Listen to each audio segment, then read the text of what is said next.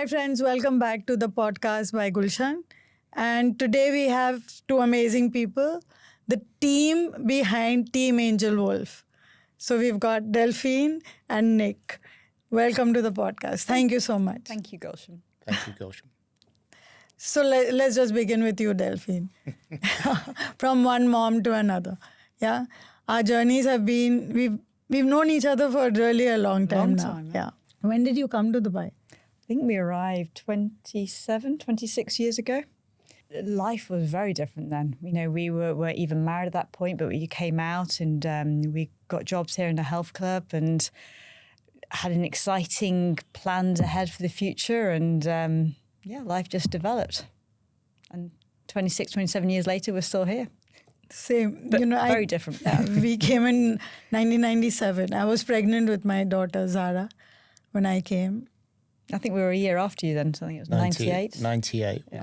was the year we arrived. So, yeah, and I don't know how long we've known each other. We've bumped into, you know, when you first did your very first event at the Jumeirah Beach Club. Beach Park, Yeah. sorry. Yeah. I was trying to figure out how old was Ria? I went through the photos. I think it was personally 17 years ago because Tia was, I remember her being in a pram. She was a baby. Yeah, okay. So Did we do one without her or was it always before she was born? Honestly, I can't remember. I did, one of the videos popped up the other day, but it was, I think it was the second or the third year. I think we did 2 or 3 years in Jumeirah Beach Park and then we moved to Zabil. So I think Tia was little, to say the least. So yes. Minimum 17 years ago. 17 years ago. Is that the first time we met? Yeah. Yeah, Wow. it would have been. And that's when, I don't know how we connected, I can't remember. But it was, you said, I'm having this event. And I said, I have my whole support group. Can we all come? And you said, of course, just bring them all. Everyone went home with a gift and you were, it was so much fun. And there were cycles that you were giving away. There were loads of, really exciting stuff. And you were calling everyone on stage. They were dancing. It's just flashing all in front of me right now. But that was our first kind of event to do with inclusion. The whole point was people with and without disabilities being together and celebrating being together. And I think that was kind of the start of the whole journey. It was... What was that whole thing about? And how did you start it? Gosh. Obviously, Rio came into our lives. His first seizure, I'm sure Mum can explain better than me, was at 6 months. And then it took us down the journey of 4.5 years to find his condition, which was. Yeah, well, when Rio was born, we didn't know that anything was different at that point. I was one of a group of friends who had babies at the same time.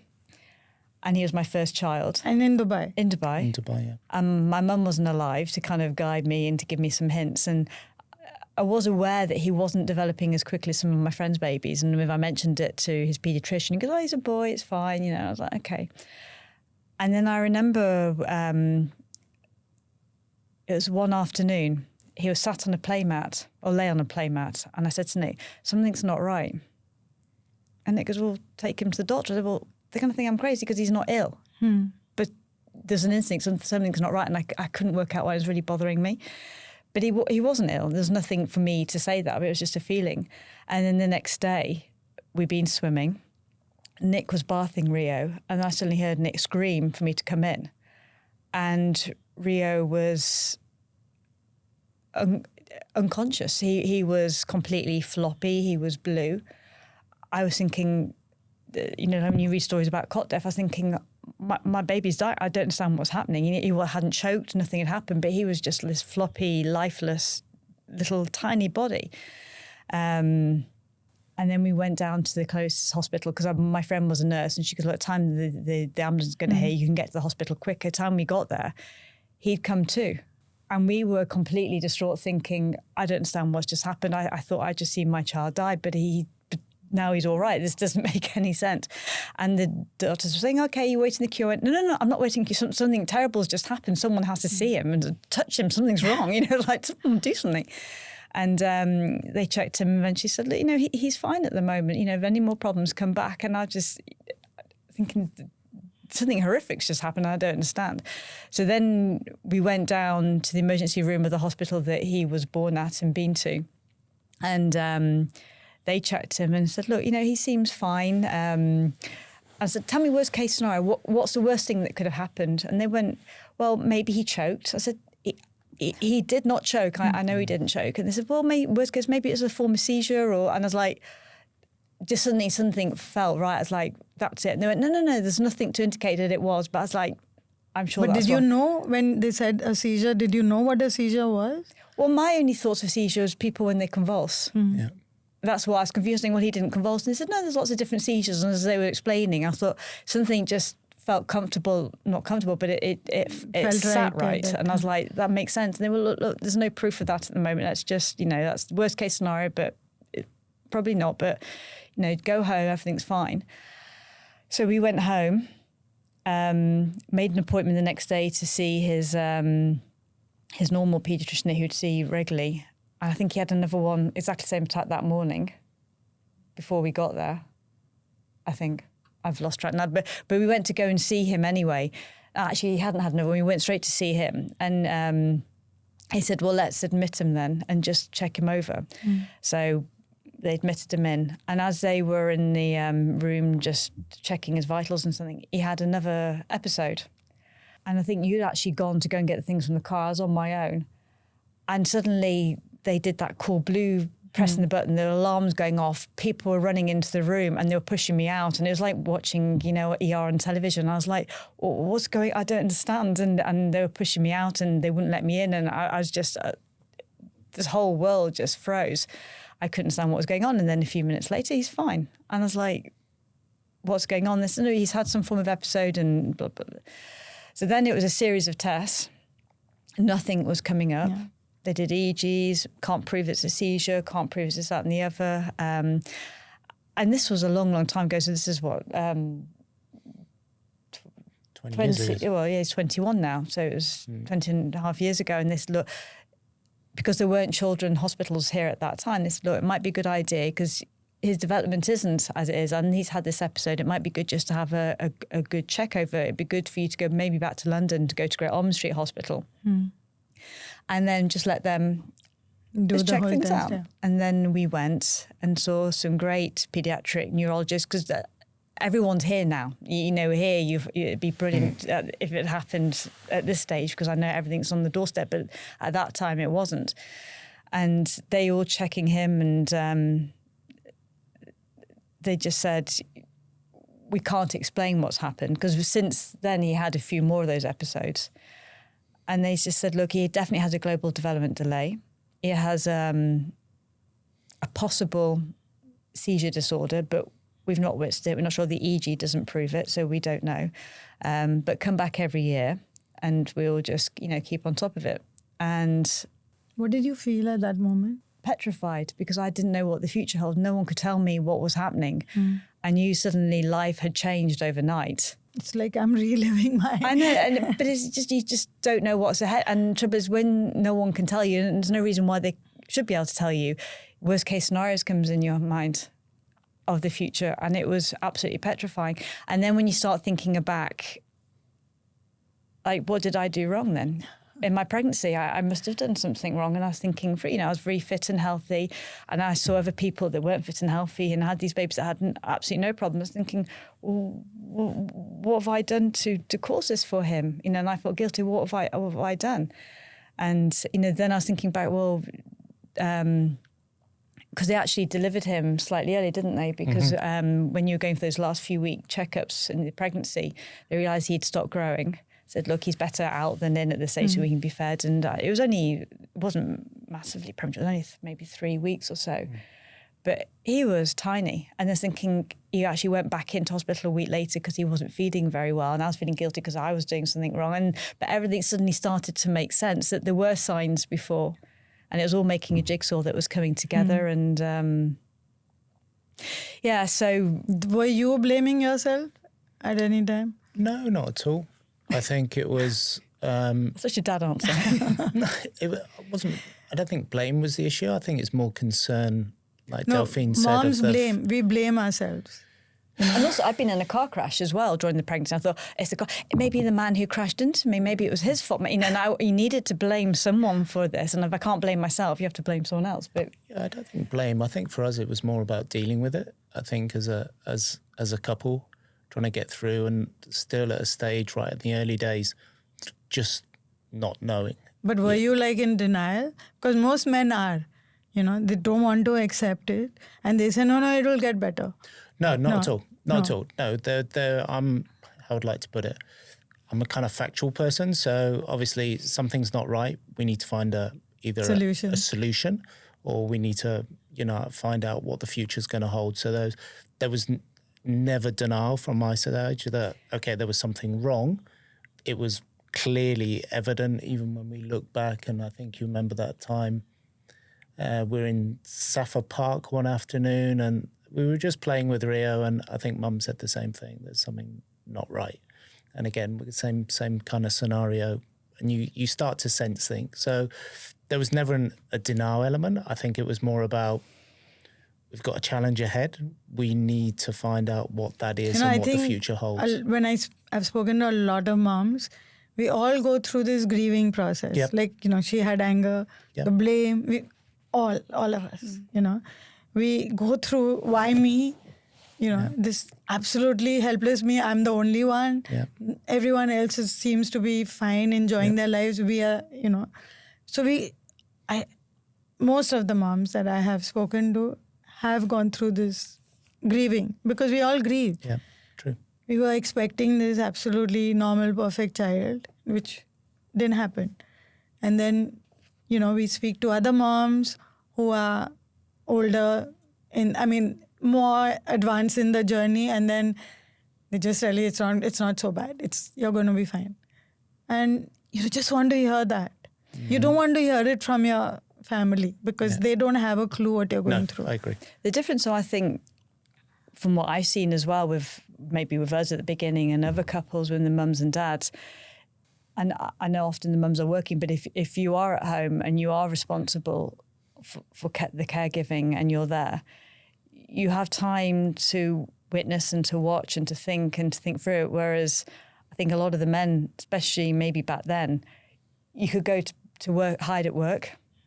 And I know that's not denial, but it's easy to suddenly have to do long hours at work and not have to think. Whereas, you know, I was working, but I was working from home. I was working, and Rio was with me all the time, and it was always on my mind.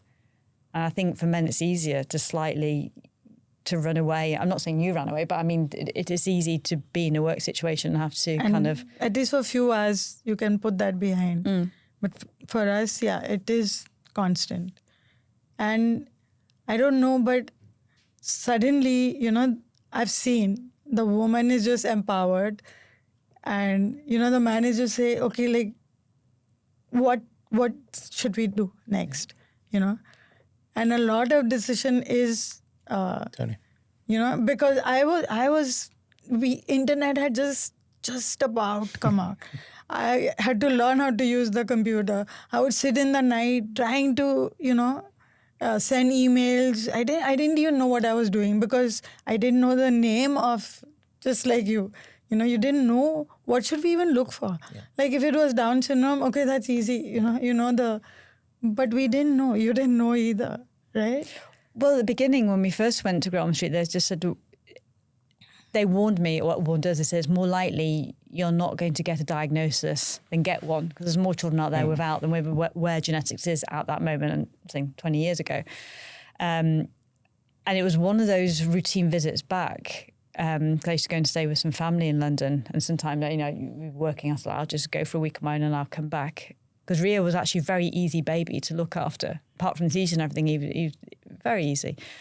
So that wasn't stressful doing the flights or anything. And normally they just done a normal EEG, and nothing ever came up. On one visit, they said, look, can we do a sleep-deprived EEG? So literally, if you're flying in, give them as little sleep as possible that night, and then the next day, come in first thing in the morning, we'll do the sleep-deprived EEG. So if he's sleep-deprived, I'm sleep-deprived, and, you know, jet-lagged, and it's like, oh, goodness.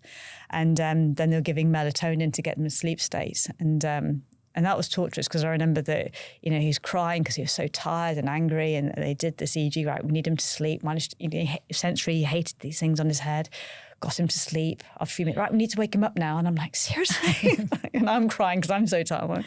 And I remember then coming and saying, oh, we're really excited because it's the first time it's shown they call it an abnormal reading.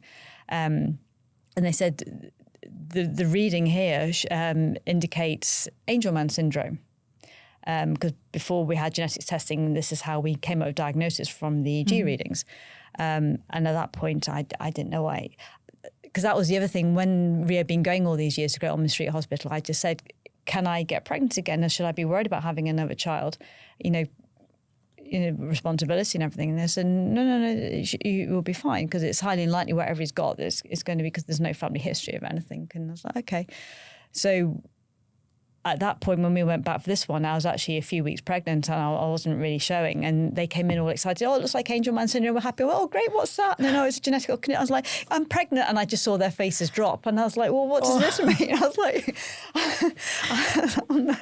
And I can laugh now. I wasn't laughing then. And those 9 months must have been like it was torturous. But what they did, they didn't let me go home straight away. They said, look, we're going to send his DNA to as many places as we can to get a genetical diagnosis for you. And then at least, if your next pregnancy, what's happening and, what will be.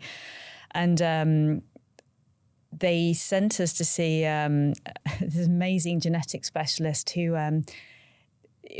I think he was on a board with other doctors, like solving unknown cases. It was like their fun thing to do. But he was absolutely incredible, and we owe him a lot. Really, he was great. And he was contacting people in America and Europe and specialists in Angelman syndrome. And anyway, the test came back, and they basically said, "Look, we can't find a genetical marker for him." He clinically has all the symptoms, the signs, facial features, characteristics. So we think clinically he's got this, but we can't say 100% sure where we are with genetics at the moment. I said, so what about my pregnancy? And they said, well, that gives you, and they gave, I can't remember what the percentage was. It was a small percentage, but a percentage that maybe the next pregnancy will as well. And I was like, and at that point, I don't know, I was 18 weeks pregnant. So I was like, because I didn't even know what was ahead for Rio. So I thought if I have another child and we're both going to be, so like I said, those next 9 months, when we came back here and Rio was doing his therapy, I was asking all the therapists, can you just check after my baby, can you just check her and this, that and the other? So, and also, but in that time they did say, they asked him to see a specialist in autism. He was a pediatric psychiatrist because, just to check, because they were saying, look, we're not 100% sure it's this, and there's other things we do need to check. We've checked other areas, can't find anything. Go and see this amazing professor of psychiatry who specialises in autism. Maybe this is another area we have to look at. And we spent amount of time with him and Rio, I'm guessing was about 3 or 4 at that time. And he spent time, and he was this amazing guy, and his whole life was dedicated to it. And he just looked at me and goes, I need you to promise me something. He said, I can guarantee if you don't get a definite diagnosis, at some point, somebody's going to come to you and say, Rio has autism, tick the box, close the box, this is what he has. He goes, I honestly believe Rio has characteristics of autism, but he does not have autism. So we were sent to see these pediatric psychiatrists who specialise in autism, and that's his whole life was dedicated to it. And he observed Rio, and I could see him doing different testing, and he just said, look, if you don't get a diagnosis for a genetical diagnosis, I promise you in his lifetime, there'll be a therapist, there'll be a doctor that will say, Rio has autism, tick the box, case closed, that's his diagnosis. And he goes, but please never let them do that because I can guarantee you Rio definitely has characteristics of autism, but he doesn't have autism. So just to be aware when you're on this journey of discovery and you go, I can see why they think it's Angelman syndrome. I don't know, but just be aware of all these things. So many similarities. I can't in the story. And then, so we saw him, and then a lady who specialised in Manchester in Angelman syndrome, she was sent Rio's case. She goes, I can see why, but I'm not 100% convinced. And I was like, well, okay. And then the genetics doctor, before I flew home, said, look, can I send Rio's DNA to a colleague in Paris who does, he's doing research on genetics testing, coming up with a new test. It's very exciting, but he needs case studies to work with. Is it okay? Because he might find something that we've not discovered. And I was like, at this point, I've gone, I don't know. Yes, fine. Whatever you think is the best to do. And that was that. So we went through the pregnancy, not knowing, trying to, be positive and move forward. And there's always an underlying fear at the back of my mind. Tia was born. Very different to a whole experience of having a baby to Rio. Tia cried. Tia had attitude, whereas Rio was a very easy baby. And it was very different for us, wasn't it? Yeah. And then, like I said, when Rio was going for therapy, he's always asked his therapist, can you just check her as a baby? Is she on par where she's meant to be? And because I was just really, I was scared. But when she was about 6 months old, I had all these missed calls from the genetics doctor. And I was like, that's weird. So then we managed to get hold of him and he was all excited saying, look, we found a micro deletion on Rio's DNA that we'd actually looked at a normal lab when he was last here, but it didn't come up. But it's through this research that they've looked deeper and actually managed to find this really, really small deletion. But it's on chromosome 1. Angelman syndrome's on chromosome 15. Rio's was on chromosome 1. I was like, okay. I said, but the only thing is we need to check both you and Nick to make sure that you don't have it, because if you both have it, then it means nothing because it's just something there. But if neither of you have it, then this will be Rio's diagnosis. So we went to the hospital here. They managed to DNA his blood back to this Paris lab, and they came back a few weeks later and said we don't have it. So then they diagnosed him as having 1q44 deletion de novo. So because it's on chromosome 1, arm Q, area 44, very, very small deletion. Didn't name it after a doctor because they said there's not many people we can connect you with. But is it like at the time of conception? It would just have been nature. Yeah. It was just that little bit would have not been created or formed. But then the power of Facebook, there was a unique a company in the UK called Unique, I think created by doctors, where they tried to look at rare chromosome conditions and connect people.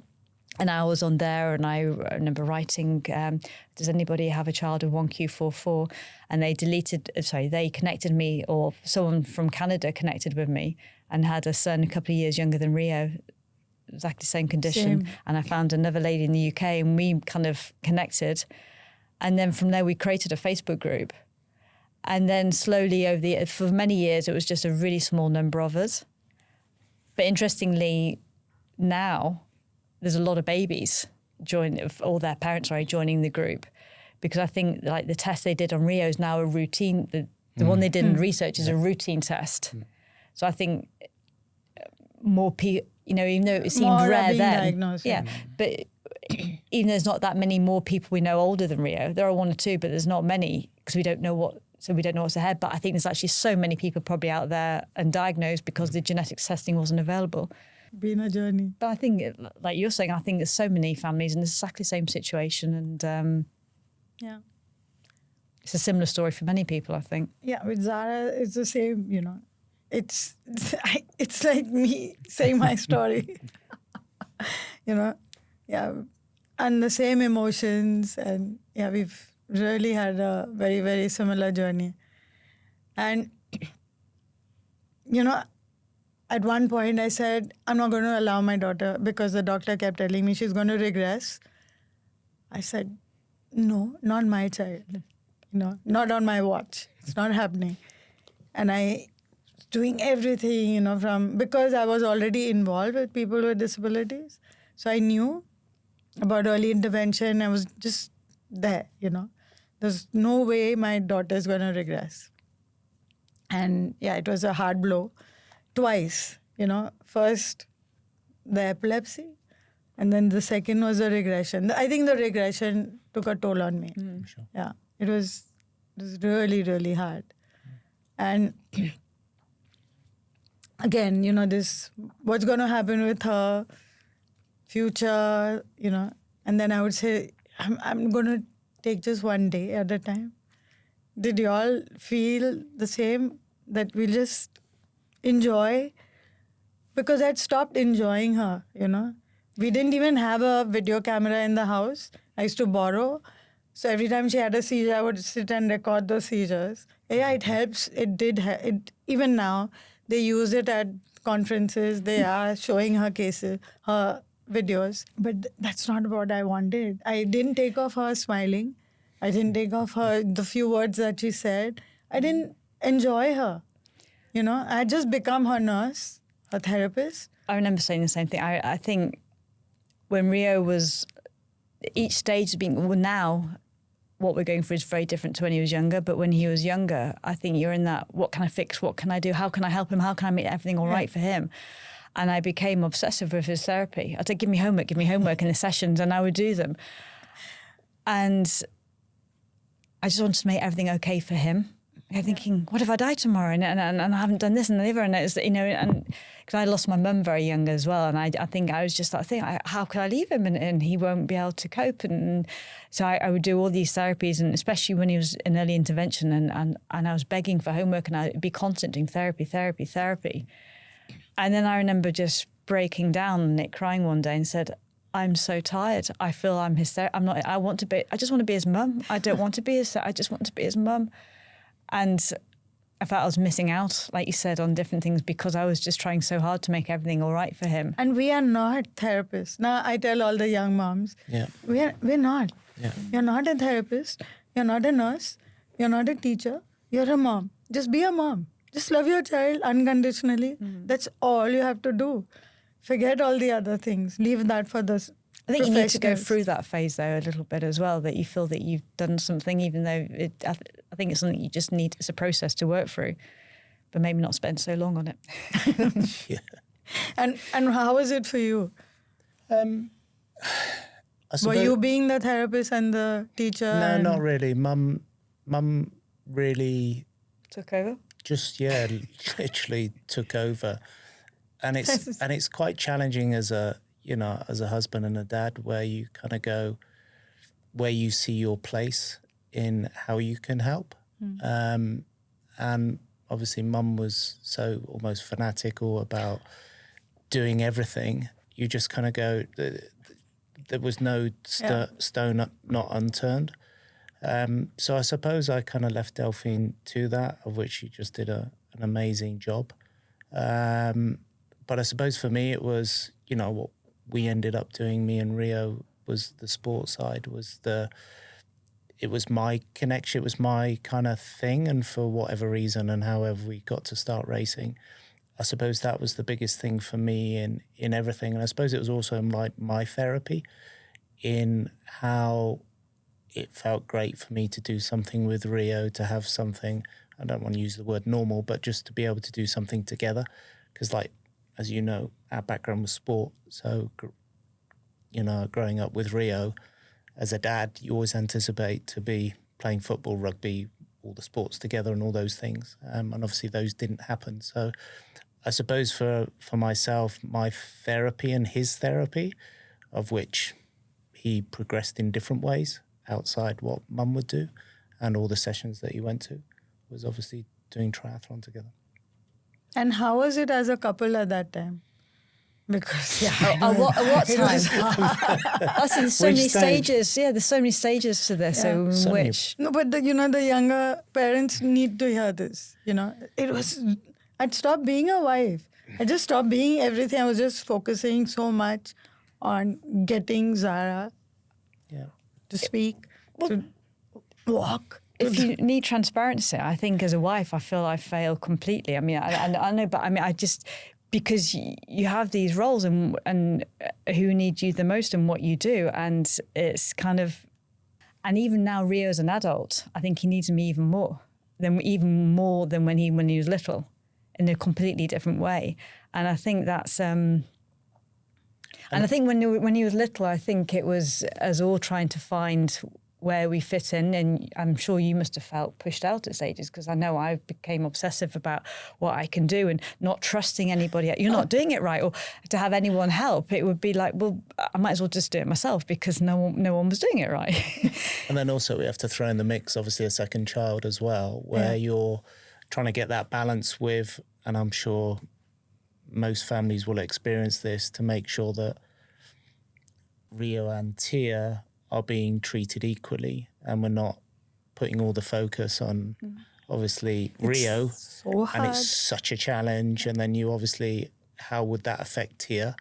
So, you know, we've always been transparent with Tia from day one, and obviously with Rio, to try our utmost to make sure that balance is there. So, yeah, throwing another child in there as well with schooling, nursery and stuff at the same time was, you know, that was tough for anyone, isn't it? But when you're looking at stages as well, like now Rio's an adult, it's so different as a couple to how it was when you're younger. Because now, you know, I've just turned 50, Nick's 55, and 23. Yeah, 20 again. But now our Tia, our daughter, 17, nearly 18, she's independently doing her things in life. She's not at home that much. And most couples in our situation, their children have left home or beginning to leave home. They're finding themselves again. You know, how do they work together as a couple now? Because, you know, the children don't need them, this, that and the other. Whereas, do you remember when Princess Diana did that famous interview? And she goes, there's three of us in this marriage. And I often look at us and I think, there's three of us in this marriage. And nothing to do with affairs, but Rio is always there. If we go out, there's three of us. And it puts a dynamics on a relationship. Even I don't think. If it's just the two of us going, she's there. Like, you know. Well, I think even subconsciously, even when you go out, you've got your phone, haven't you? Oh, and, you know what I mean? But now So in the work, I phone, can't check my you phone. know, But to leave the obviously, house, we got to plan, you know, how's Rio is, and the guilt of leaving. You even know, today, we had to sneak out the house. so he doesn't know because he would be Just- devastated he's been left. So it's, but we don't hardly ever leave. It's always three of us. There's hardly any time we go out and it was not including him. Well, I suppose there's a couple of things that are fortunate. You know, because we run Team AngelWolf as a non-profit full-time, we work from home. So I'm not in an office. I don't leave home. So we are always, and for the last, well, as long as we've known each other, we've only worked for one or two companies in our lives for someone else. We've always run our own business, now a non-profit. So we're always in that environment where we're always together. Do you know what I mean? It's very rare, even in the day, that we will part ways, even if mum's doing some work upstairs, I'm downstairs, or we're not far away from each other.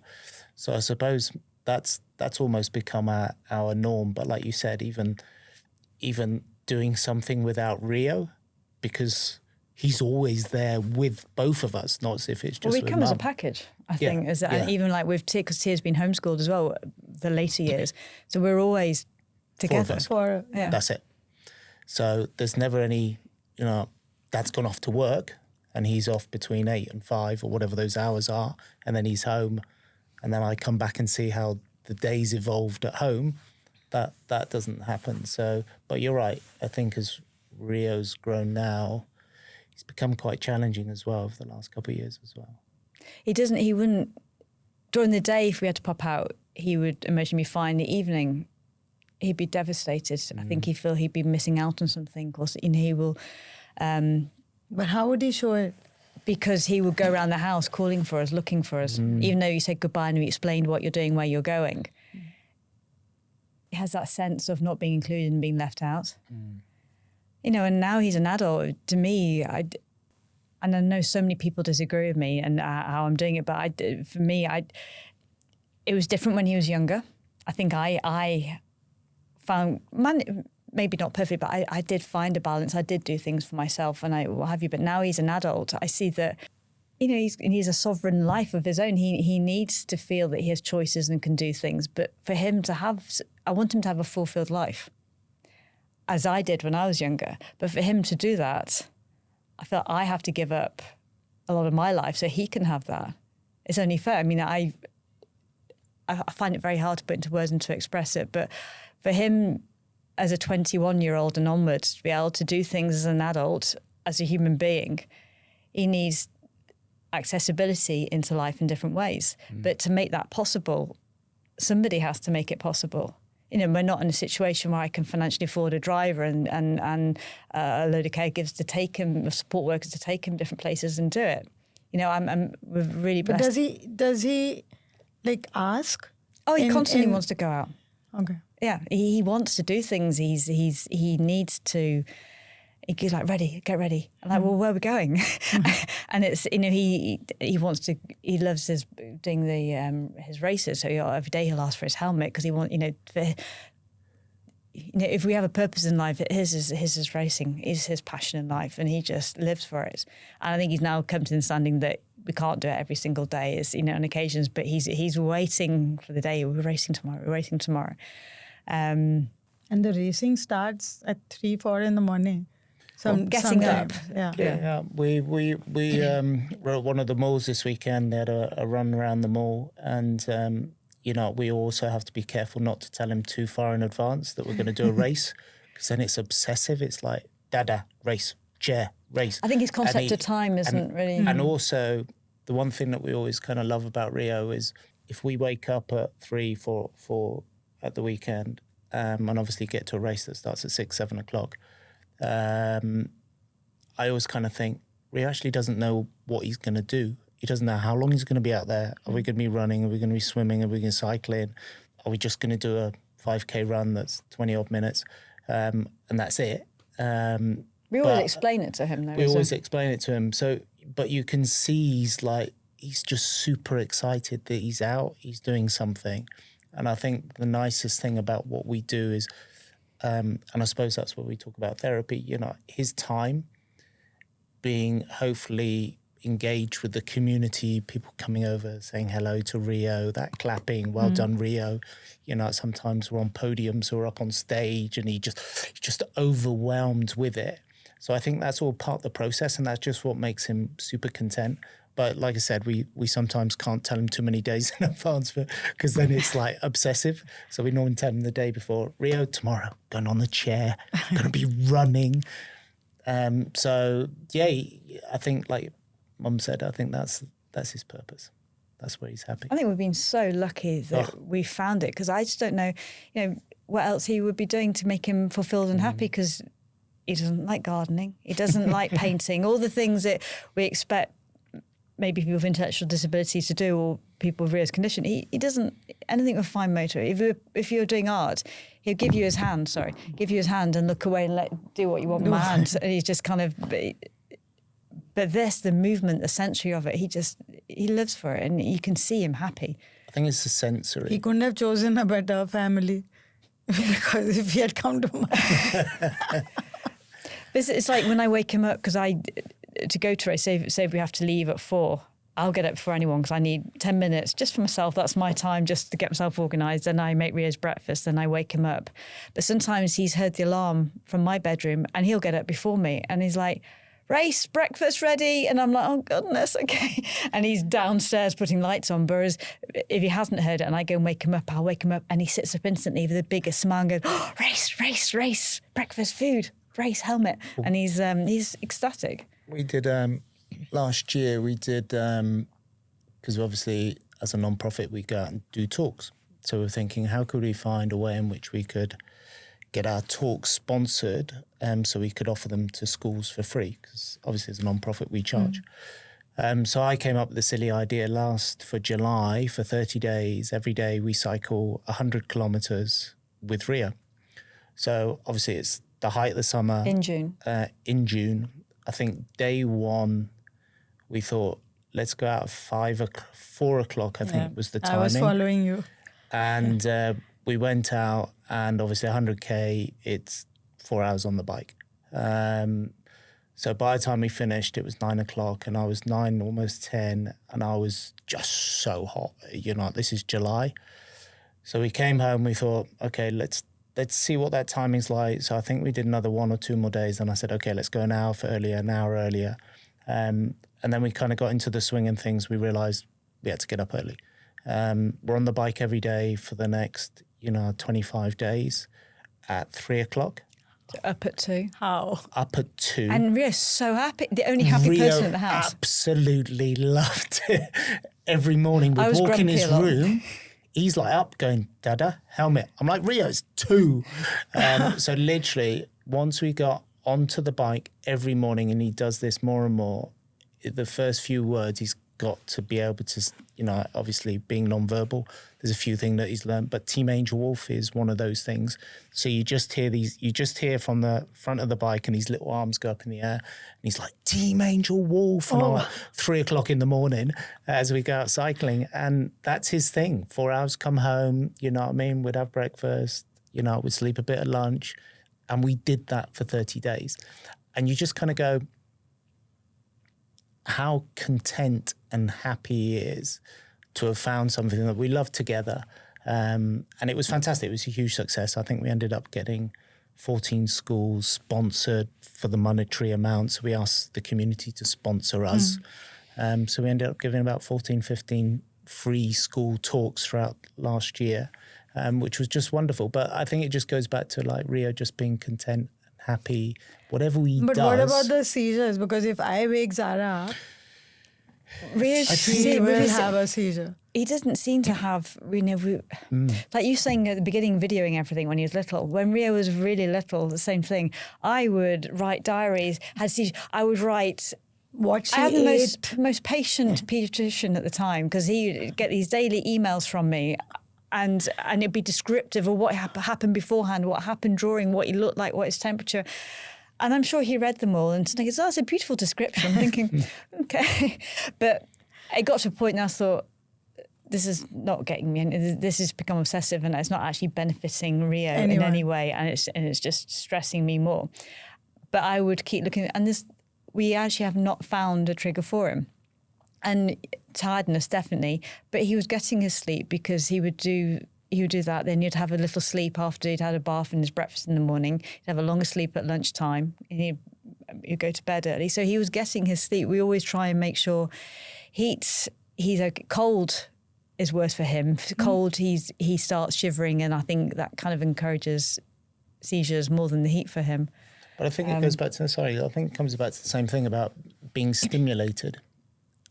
Whatever that's doing within him, it's definitely not triggering seizures. You know what I mean? So I think when he's had seizures in the past, it's been in a quiet moment, or he's hot, or even maybe we just stressed don't as know well. what it is, or it's a different type of stress. But when he's out racing with us, it's completely opposite. He's totally stimulated, and never to date has he had any episode when we've been racing or training.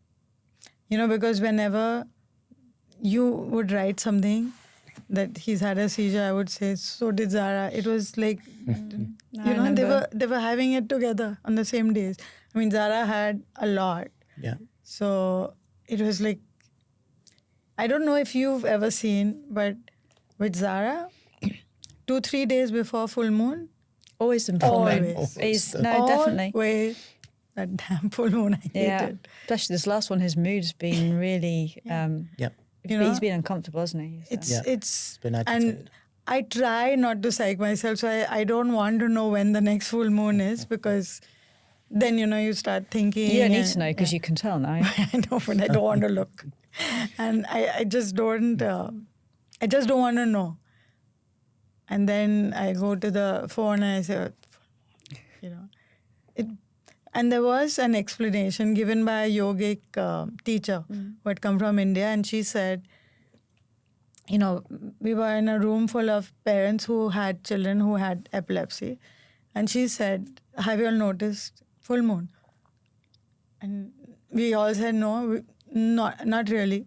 And she said, if you've written it down, go home and check, And Really? And she said, if 70% of your body is made of water, and if the moon has effect on the tides, it has effect on the, So true. And that was, but it does affect Zara for sure. Oh, definitely, Ria. I've known that for many years, so definitely, for sure, no doubt.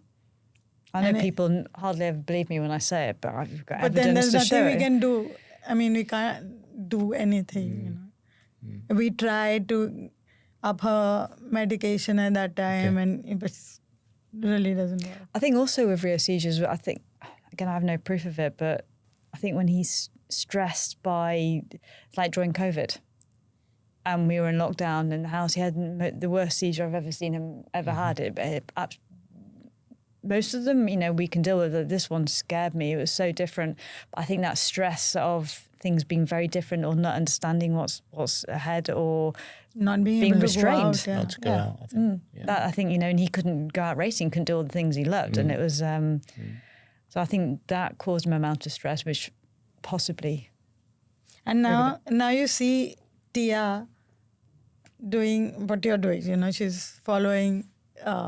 Was it something that she just decided, or how was it? Or was it very you organic? Can jump in initially. Yeah, well, because when we started racing, she was very little. Yeah. But she would always couldn't leave her at home, so she'd have to get up early in the morning. And She's she was the one. wolf. She was the wolf because her nickname's Little Wolf. So in Team AngelWolf, she's the wolf. And Rio, before we knew Rio's disability, we called him our angel from day one. So that's how we got the name. But so Tia's been getting up at 2, 3 o'clock at weekends since she was a toddler and never once complained. She's always very organised and was always enjoy going. She'd always come be my helper and help me with Rio or help me with photographs and things like that. And she'd watch. She was very interested. And I said, "Do you ever want to do triathlon?" She goes, "No, I just like watching." So we didn't want to pressurise because I didn't want her to hate something that it all feel forced to do it. So we never pressurised her to do it. We kept asking her and she's like, no, okay. And then one day, Nick and Rio in a race and there were some young triathletes about her age racing. And she goes, "Who are they?" I saw they're a triathlon club, and they train together. And you could see her thinking. And then later she goes, "Can I train with them?" She goes, "I'm not going to race, but can I train with them?" Okay. So we all contacted them and she started training them. She loved it. And she said, "I'm not racing." So then she's still helping me in transition and triathlons and she'd watch her friends. And she goes, "I might have a go at a race because all my friends are doing it." And we were like, okay. So it's been stage by stage and then gradually she did it. And then I think with Rio, like one day she saw you racing and she goes, "Can I have a go?" And because we hadn't actually envisioned ever Tia doing it, that wasn't really a thought process, and we didn't even know where we were going with it. It was something we just know Rio was happy, so we just kept on doing it. And Rio wanted to do it, so we found a race every weekend, and and then Tia started doing the sport, and now she's just. Look, I think she's. I even get goosebumps. I think what she's doing is alarming in the sense of just including Rio as I envisaged. So, she understands the happiness when she races with Rio because you can just see it, and it's sometimes, I wouldn't say it's different, but obviously Rio knows Dad's there or Tia's racing. Obviously I'm always around because we're either taking photos or videos. But to watch this young little girl from like Delphine says, not being asked, and that was never the thing. We've never pressurized her. Our background's sport. And the one thing we've learned about sport is let kids find their own way, let them try as many things as they want, but never push them into doing something. So obviously triathlon's been my sport, and obviously Rio's sport. The last thing I ever wanted to do was ask Tia to participate. I'm super proud she is. But to be where she is today doing what she does. I watched her grow up. Is just literally grow up, and from the cheering to taking, just doing it herself. Earlier she was just But you know what I everyone. love about Tia? And she's got something so right that I could never do. She's grasps balance. She is just as determined to do stuff just for her. That is for her, as well as to do things with Rio. She loves doing. I mean, the bond that Rio and Tia have is, to me, is beautiful and unique. But she's adamant, and rightfully so, to do some things on her own for her. And she's found a really good balance in that, which I think. But even on the triathlon side, she races solo. So that's what I mean. Typically, if I'm racing with Rio, she'll come along and she'll race by herself. But also, I think the nicest thing about being obviously so proud of what she does, she never really talks about it. She doesn't boast about it. She'll do races, even when she got the Guinness World Record. She won't go out and tell anyone she does it. She'll go out and join her group of friends. And, we'll come back and say, Tia, how did, How was the dinner with your friends and all that? Like, she said, yeah, fine. I was like, did you mention that you got a Guinness World Record? Like, no, didn't bring it up. And you just kind of go, wow, that's something quite unique. Also, in it's the her sense norm of as well. being She's grown up. humble. Yeah. How we do things as a family, how you always include Ria, how you do something the other. To her, it's a norm. Yeah. And she doesn't, it's like even with all our work that we do with inclusion, Tia naturally does it. It's important to her. But I sometimes don't understand why she doesn't get as angry as I do about some things. You know, like if you're trying to find a parking space and someone's misused an accessible parking, and like she looks at me getting irritated by it. Or when we found that some places wouldn't allow Rio to go, I'd instantly, you know, and she's not happy, but she doesn't have that the anger that I have.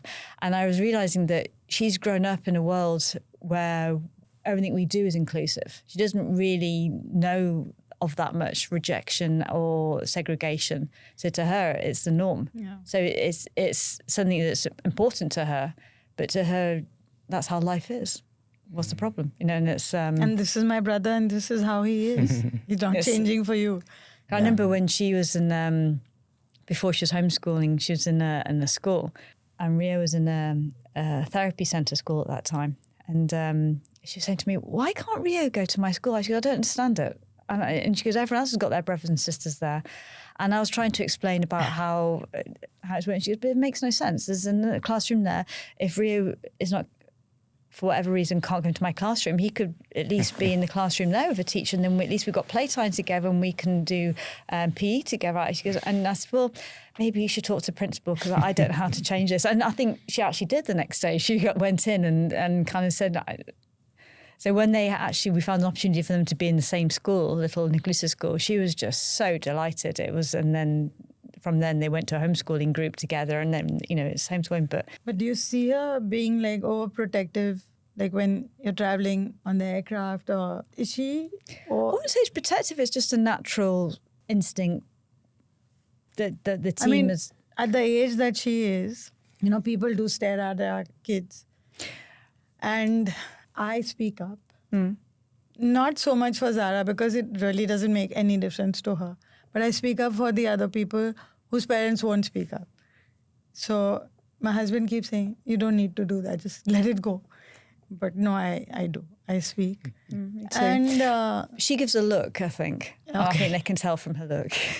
But she, I think it depends as well what the situation is. Because, you know, I've also, from a young age, I've tried to explain to her that sometimes when people look, it's because they don't understand, and it's maybe we could help that situation by explaining as well, or it's also to break those barriers a bit. So I've tried when I was in the right frame of mind, and I think so she's heard that from a young age, which so it doesn't get her so angry, but she is protective in the sense that if she feels it's been done in the wrong way, she people definitely know from. Because I see my daughter Janai, my older daughter. So we had gone to this restaurant in Mumbai, and she informed them that Zara will be coming in a wheelchair. And then when we go there, they've given us the table with those high chairs.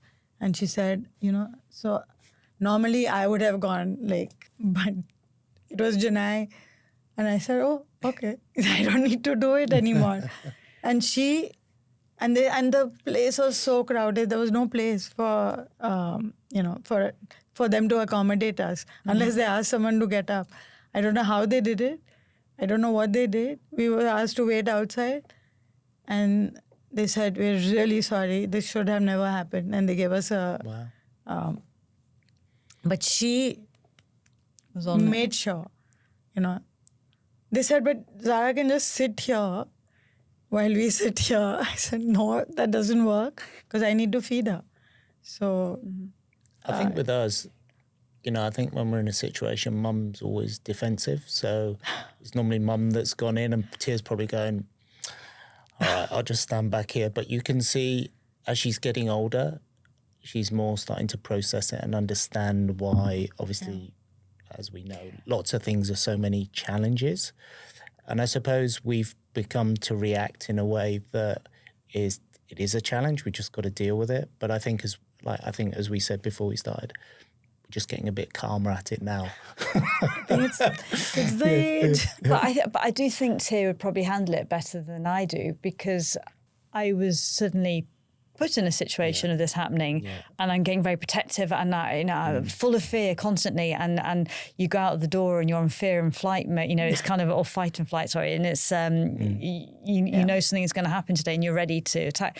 Whereas I think Tia, the days that I'm calmer and I've been able to explain things to her and rationalize it and explaining how we can make positive change in the world, she's taken that. So I think she can actually handle it probably a lot more maturely and more in a more productive way. Yeah.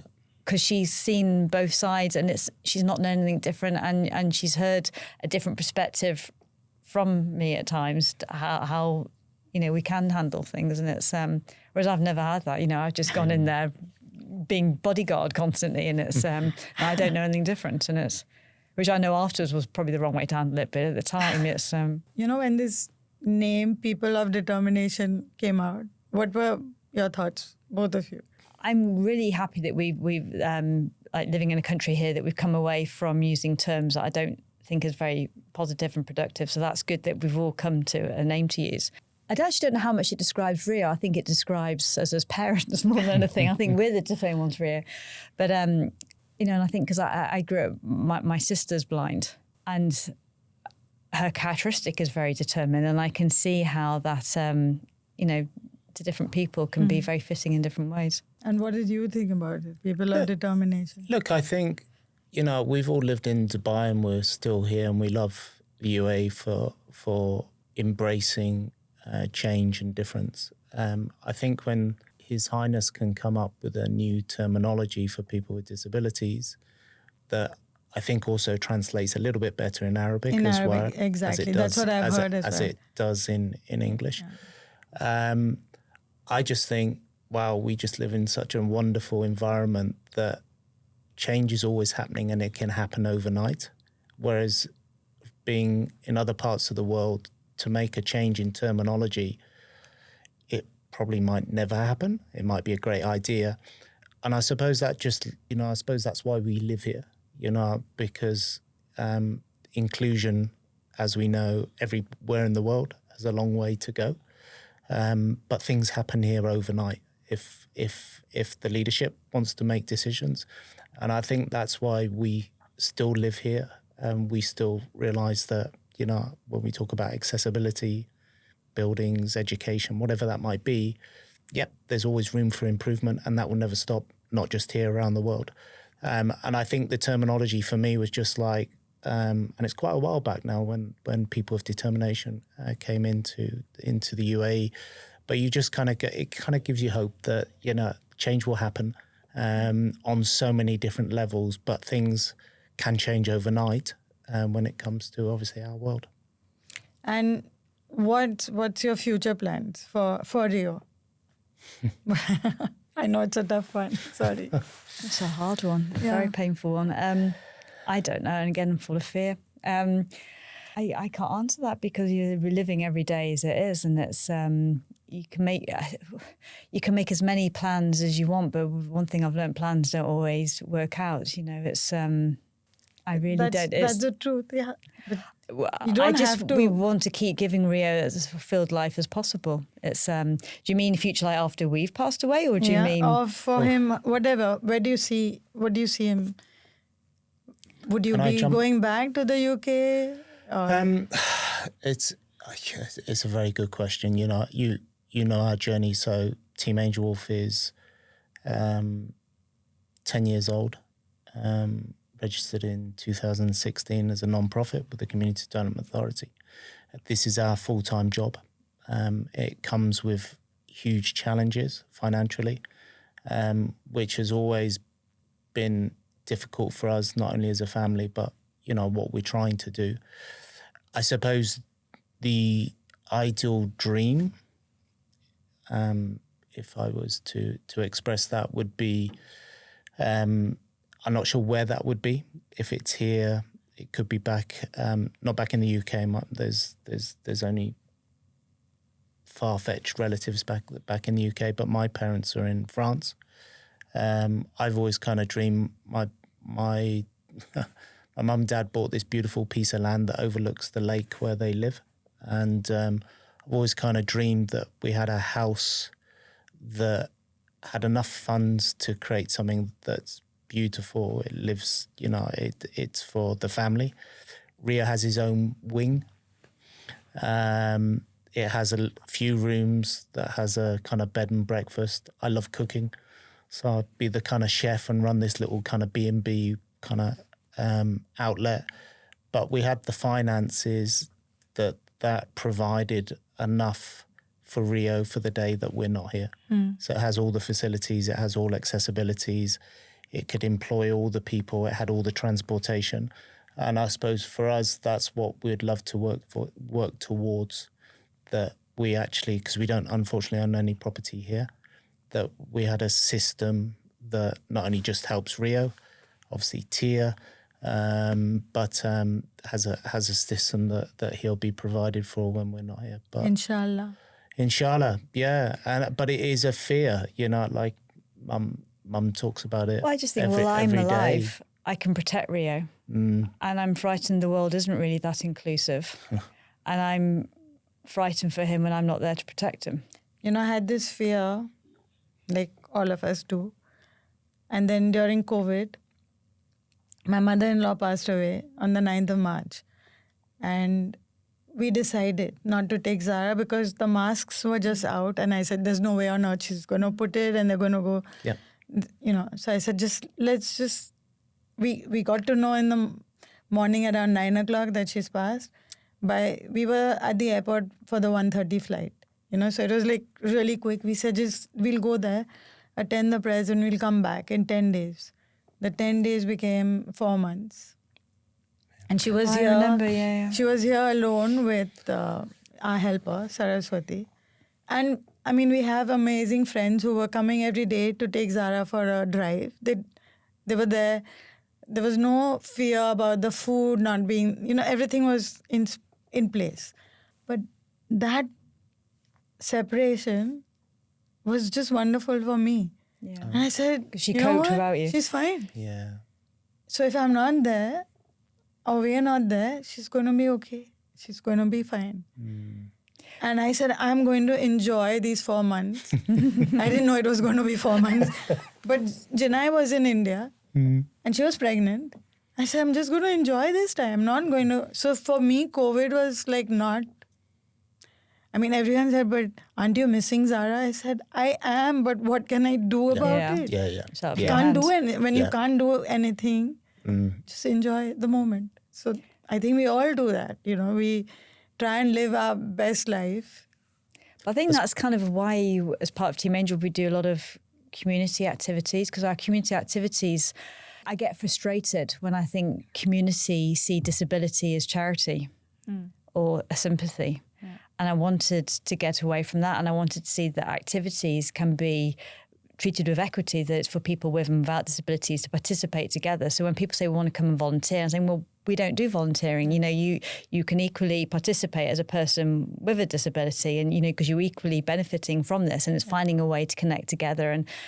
But honestly, part of that is again created out of fear, because I see this world where there's so many wonderful, great activities for people of determination out there, which is really needed, and I get that, but there's not many things where people can be on an equal stance together, or there's things for people of determination with volunteers. And I wanted to say, well, let's find where it is proper inclusion, we're together, and we're finding how we all fit in as a community.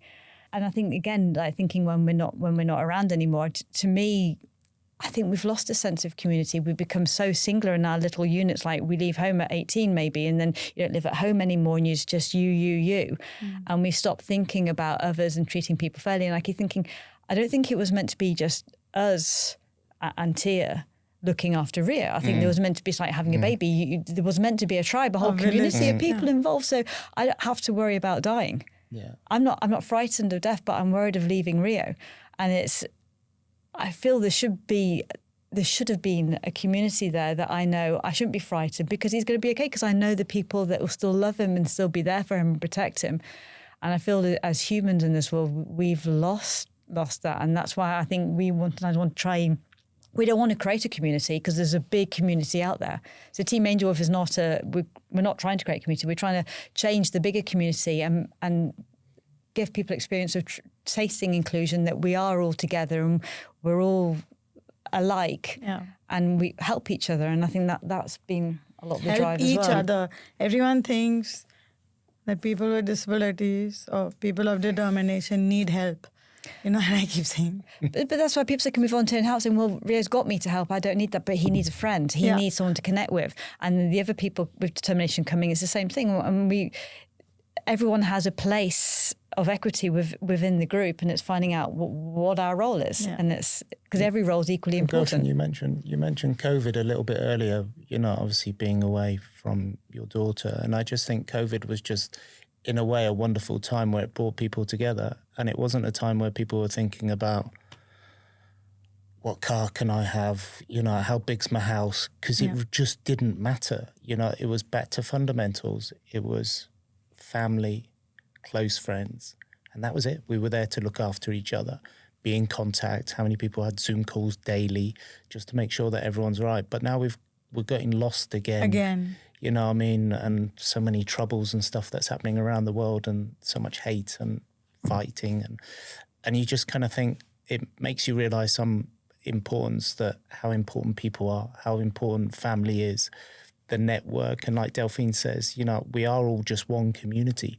If we have a person with disability amongst the family, it shouldn't change anything. It shouldn't change the dynamics with our friends, our relationships, with everyone. And I think what we've tried to do as Team AngelWolf, just make sure that, you know, our philosophy is that everyone is welcome, everyone is equal. And if we can bring people together just in a nice way, fun way, we do it through sport and activities and, you know, going the to beach bounce was on so the much beach. fun.